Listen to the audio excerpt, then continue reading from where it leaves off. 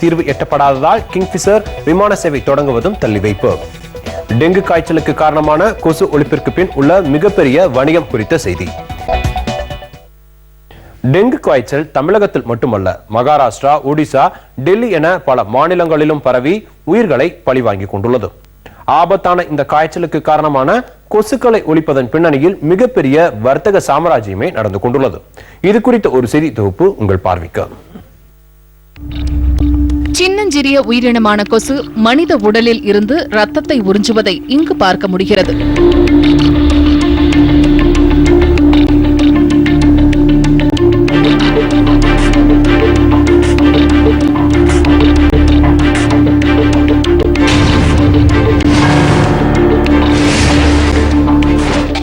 இந்த சிறு உயிரினம் உலகெங்கும் ஓராண்டில் பலிவாங்கும் உயிர்களின் எண்ணிக்கை சுமார் 20 லட்சம் என்கிறது WHO எனப்படும் உலக சுகாதார அமைப்பு.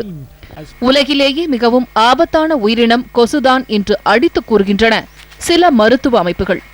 டெங்கு, மலேரியா, சிக்கன்குனியா உள்ளிட்ட எண்ணில் அடங்காத வியாதிகளுக்கு கொசுவே காரணமாக உள்ளது. இந்த குட்டி பிசாசின் தொல்லையிலிருந்து தப்புவதற்கு உலக அளவில் மிகப்பெரிய வர்த்தகமே நடந்து கொண்டுள்ளது ஆச்சரியமான செய்தி. இந்தியாவில் மட்டுமே கொசு விரட்டும் தற்போது நாடு முழுக்க நிலவும் மின்வெட்டு பிரச்சனையை ஒட்டியும் இத்துறையில் புதுமைகள் நடந்து வருகின்றன. மின்சாரம் இல்லாத நிலையிலும் செயல்படும் புதுவிதமான கொசு விரட்டிகள் சந்தைக்கு வரத் தொடங்கியுள்ளன. கரண்ட் இல்லாமல் கூட அந்த மிஷின் ஒர்க் ஆகிற மாதிரி அந்த மிஷினை ரெடி பண்ணியிருக்கோம். உள்ள ஒரு ரீசார்ஜபிள் பேட்டரி இருக்குங்க. ஸோ கரண்ட் இருக்கப்போ அந்த பேட்டரி சார்ஜ் ஆகிக்கும். கரண்ட் போச்சுன்னா அந்த மிஷின் 4 மணி நேரம் தொடர்ச்சியாக வேலை செஞ்சு கொசுவை விரட்டுங்க.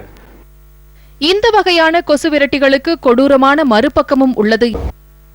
எத்தனையோ சவால்களை வெற்றிகரமாக எதிர்கொண்ட மனித குலம் இந்த சின்னஞ்சிறிய கொசுக்களை ஒழிக்கப்படும் பாட்டை ஒரு விந்தையாகவே பார்க்க வேண்டியுள்ளது.